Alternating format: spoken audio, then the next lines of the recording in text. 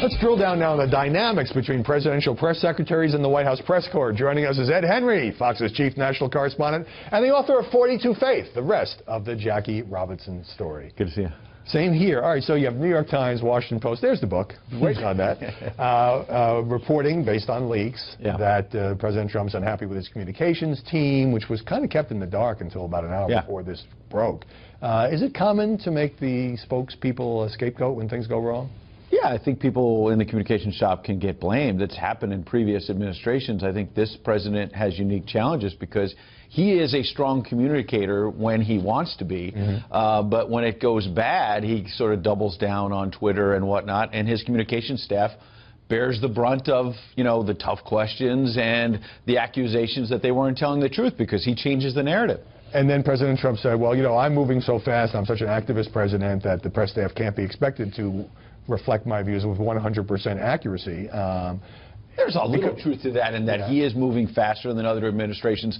But where I think I saw Judge Jeanine challenge him, and I would challenge him, is that so you have the ability to slow down. You can, you know, and I just to be clear, we're not talking about slow down here in terms of policies. I mean, it's a free country. He can do whatever once he decides he's going to fire James Comey, he can say, let's wait a day. Of course, he was afraid it was going to leak, but let's wait a day. Let's have a rollout. Let's have our, you know, we'll have people that go on TV. Figure it out so that it works to your benefit. You're the president. And on top of that, when I hear Kellyanne Conway say at the top of your show, I mean, you have her exclusively, she's saying, you guys aren't covering jobs. You're not covering health care. You're not this China trade deal. Yeah, there's good stuff this president has been doing. You know who's also not talking about it?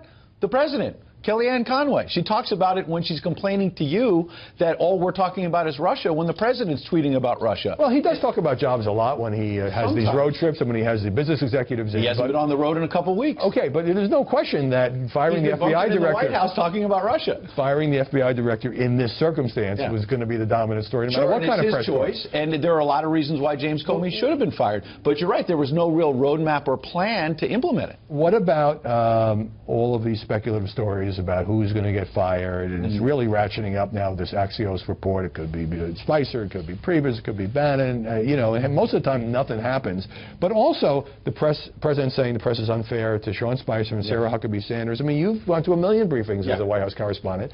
It can often be contentious. Yeah, I mean, look, do you think Scott McClellan had it easy, or Ari Fleischer? They had contentious briefings. Have Dana Perino on. There were plenty of rough days. Mike McCurry during impeachment. Mike McCurry on the Democratic side. Do I think Republicans often get tougher questions? A lot of times they do, whether people in the mainstream media want to admit that or not. Look at the front page of the New York Times today. Okay, I'll give you a concrete example. There's a story about how the president is all angry. You see the cover of the New Yorker there. That's sort of humorous, but it says that all of the root of this, according to the New York Times story, is that the president feels grievance that he's not gotten credit for winning the election, and they say on the jump, an unpredictable presidency shaped by deep resentment. Where's the front page story about the deep resentment on the left and how months later they don't feel credit on why they should have won? Hillary Clinton talked about this a week or so ago, and she was still aggrieved, and the left is marching in the streets with anger, and yet the New York Times is focusing on the president's anger.